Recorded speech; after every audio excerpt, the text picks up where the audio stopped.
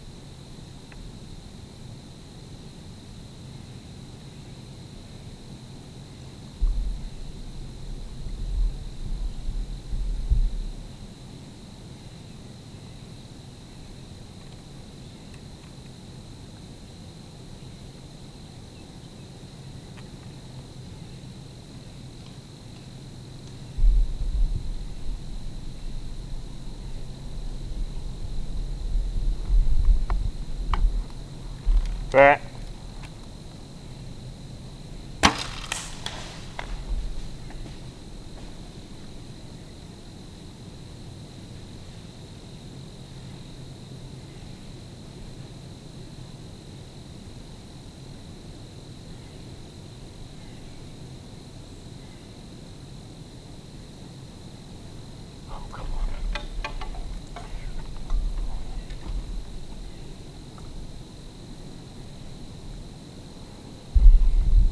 Hey guys, I just got in this tree. I mean, just got in this tree. A 10 that I had to show up on camera the other day. Come running in. He worked down this road, worked his scrape. He worked his scrape. And he started to go away. I snort wheezed at him, he turned to come right back. He gave me a 35-yard shot. I held my 30-yard pin on him. I think I hit him high. I'm not sure. I'm going to go back and look at the footage.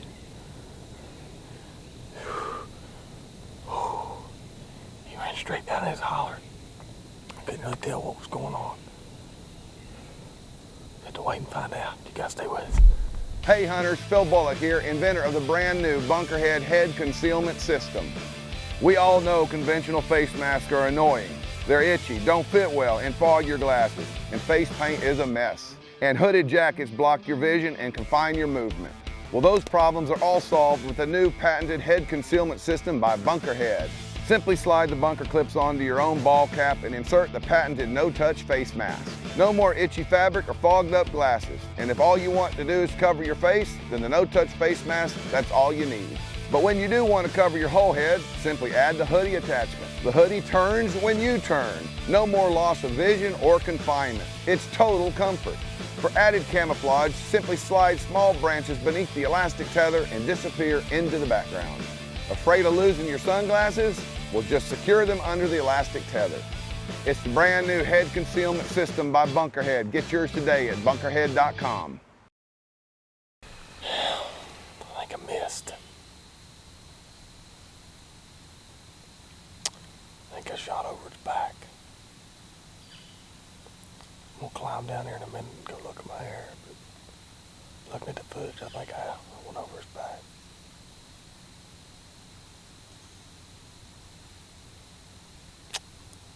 Yeah. Well, I just got down and couldn't find my hair, but I walked the trail that he ran out. There's not a stitch of blood nowhere. It's like it's a clean miss.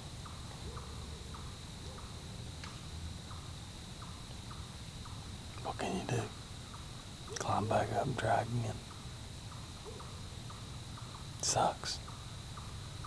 That deer read the script, man. He got me in running. I really don't know where it came from.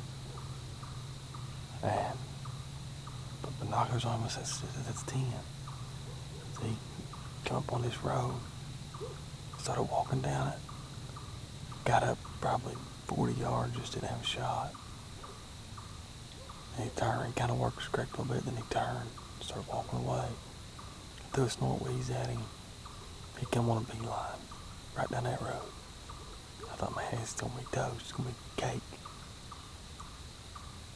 I'd ranged at 35 yards. And I don't know. It's all really a blur. I was holding on him good, I felt like. I know that from my video, he did jump a string. But what can you do? Sit here and wait on another one. Y'all stay with us. I went home, shot my bow, made a few adjustments, and I just got back after it. It's all I could do. Hunted the rest of that season up until the rut, and had actually missed, or not missed, but lost a dandy deer there. I rattled him in, and I actually forgot to hit record on this deer. But if you go back to that same week on a Sunday, I always went to Cold Grove on Sundays, and it was my last day of vacation. I got in the tree that morning and trying to be optimistic about things, but just kicking myself still. And I actually overslept. Rewind a little bit. I overslept that morning, and I didn't get in there until it was daylight when I got into the area I was using my climber to get in the tree at. And I actually had 2 young bucks down underneath the tree I was going to climb in there, and I had to wait till they kind of milled out before I got in and got my stand on the tree. And finally was able to get in, get my climber up the tree, and get all my camera equipment strapped in, hang my bow up. And by the time I got everything settled, it was just a little bit after 8 o'clock that morning. And kind of windy, wet, damp morning. And I just happened to hear something trotting as I hung my bow up. And I looked over my shoulder, and it was that 10 point. The deer from early October in the same tree that I was in when I missed him. And he was out around 55, 60 yards, and I thought, man, he's gone. There goes the second chance I've had at him. But I picked out a big shooting lane, and I thought, that's 60 yards. If he steps in it, I'm going to take a shot. And I felt confident in the shot. I practiced 60 yards a lot. That's really the only thing I practiced at before season. And he stepped right in that lane, and I drew back on him. He was quartered away from me, and I let it fly. And had I not had the camera to tell me, I would have swore I missed that deer. And even watching the footage just on my camera in the tree, I swore I missed him. I called my dad, and I said, man, I quit. I said, I'm done. It's 2 years in a row. I can't catch a break. I decided to go ahead and stay and hunt the rest of that day, and had a guy with a youth hunter come through, and I thought, well, I'll just get down and go find my arrow. So I get down out of the tree. I leave my camera, my bow, my pack, everything in the tree. I just take my climber down, and I go up looking for my arrow, and I looked and looked, and just happened to see some kicked up leaves, and I thought, well, maybe. But still, I'm thinking I've missed this deer. And I took about 3 steps, and there's a big pile of blood. A little bit of gut in it, and I thought, that's okay. He was quartered hard. And with a little bit of gut in it, tells me it should be up in his vitals. So I just backed out. I called a buddy of mine and went and met up with him. And we went in tracking. I mean, this was 8:30 that morning, and I shot him. And by the time we went tracking, it was probably 2 o'clock. And he takes us through this crazy briar thicket, and finally we jump him up. And he laid right back down, maybe went 3 steps. I thought, he's hurting bad. And I said, let's go home and watch the footage. And got home, watched the footage, and I was definitely confident it was fatal. The deer was going to die. Just a matter of time before it expired. So we gave him a little bit longer, and we took off back out there. And went right back to where we watched him lay back down and jumped him up again. And at this point, I mean, I'm on an emotional roller coaster. And we watched him go into a patch of hardwoods and bed down. And we finally eased up on him, and I got another arrow in him. And he died right there where he was laying. But man, the feeling I got when I got a hold of that deer, there's only one word to describe it, and that's redemption. Sometimes we have bad years and feel like we can't catch a break, but you keep grinding, keep at it, and good things happen. It's hard sometimes to stick at it, but I always try and tell myself, the kill's a bonus. Being out here and being in the woods and enjoying God's creation and being with family in the woods, that's what hunting's about. And being able to harvest that deer that year was just a bonus. But man, it felt good.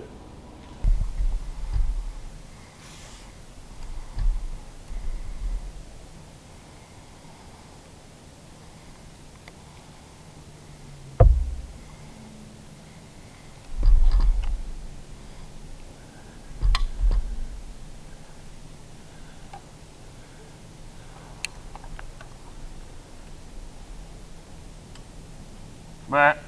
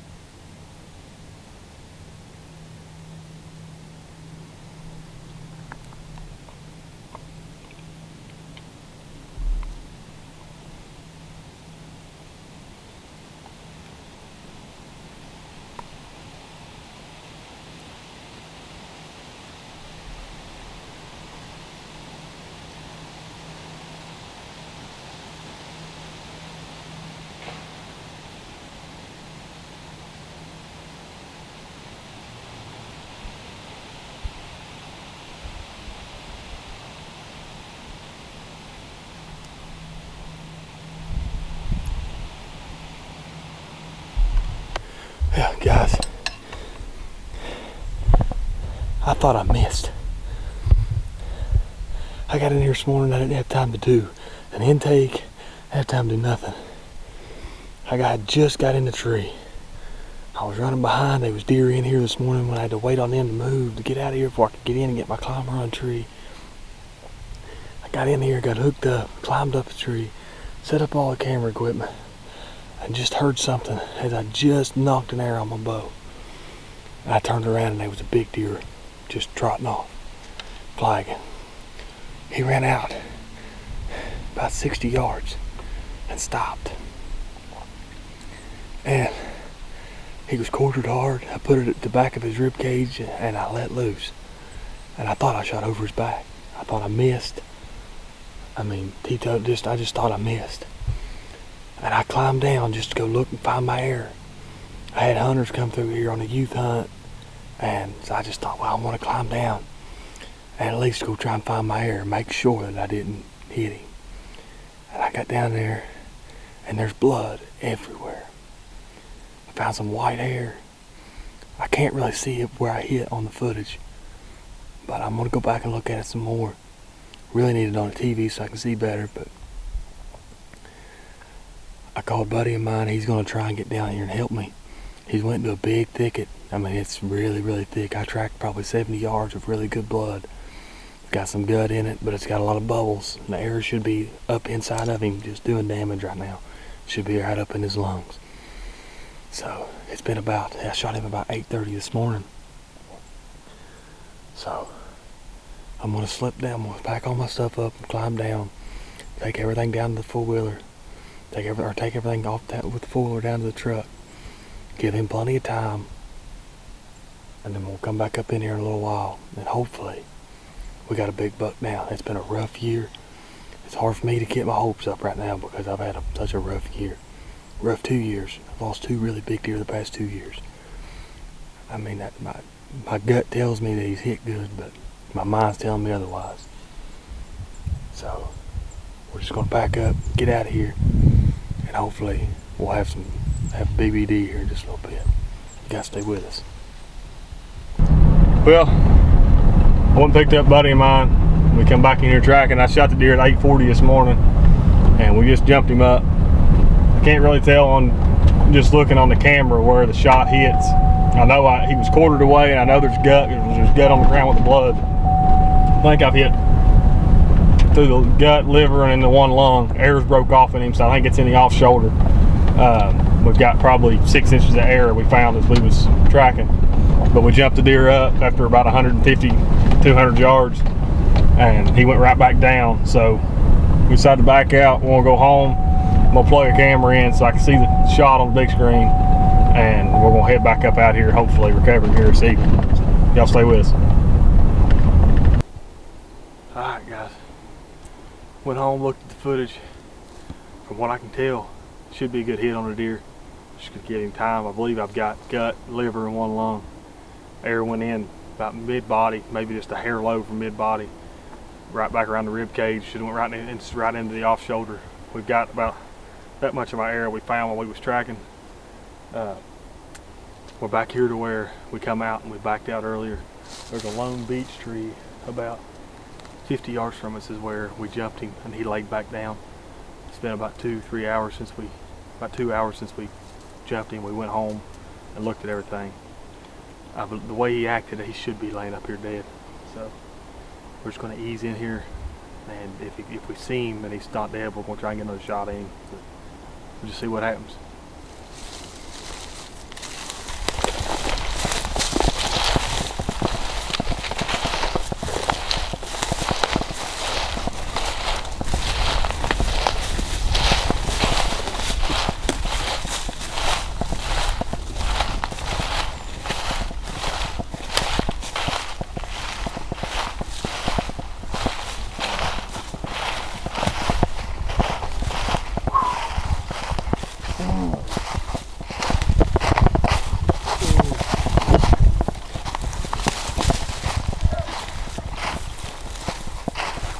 What? Oh my gosh.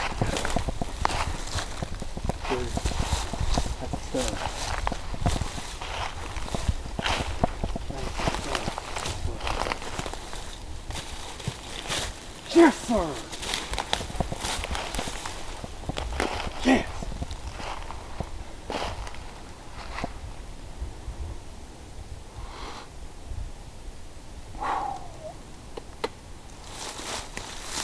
Come around here, John. Hey hunters, Phil Bullock here, inventor of the brand new Bunkerhead head concealment system. We all know conventional face masks are annoying. They're itchy, don't fit well, and fog your glasses, and face paint is a mess. And hooded jackets block your vision and confine your movement. Well, those problems are all solved with the new patented head concealment system by Bunkerhead. Simply slide the bunker clips onto your own ball cap and insert the patented no-touch face mask. No more itchy fabric or fogged up glasses. And if all you want to do is cover your face, then the no-touch face mask, that's all you need. But when you do want to cover your whole head, simply add the hoodie attachment. The hoodie turns when you turn. No more loss of vision or confinement. It's total comfort. For added camouflage, simply slide small branches beneath the elastic tether and disappear into the background. Afraid of losing your sunglasses? Well, just secure them under the elastic tether. It's the brand new head concealment system by Bunkerhead. Get yours today at bunkerhead.com. Guys, it has been a wild day. This buck come in on me this morning. He actually busted me. I was just starting to hang my bow up, knocked in air, and he had come in behind me. And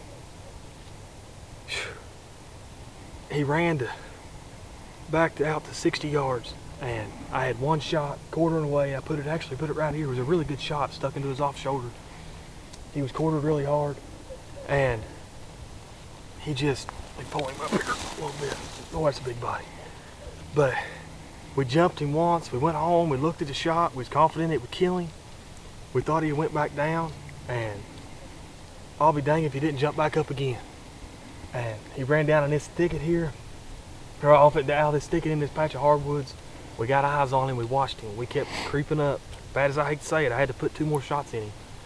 But he's on the ground. He's dead now. Tickled to death. It's been a heck of a year. I mean, this deer, his mass is just crazy, man. This deer's gonna score up probably in the 150s. And he's short on his brows, but man, that mass, he's a perfect little 10. Big 10, I shouldn't say little. Heck of a deer. Now work starts. We've got a long drag out of here. I'm hoping we can find this low road down here. We can maybe get the fool around to him. But thank you, Jesus. Been a heck of a year.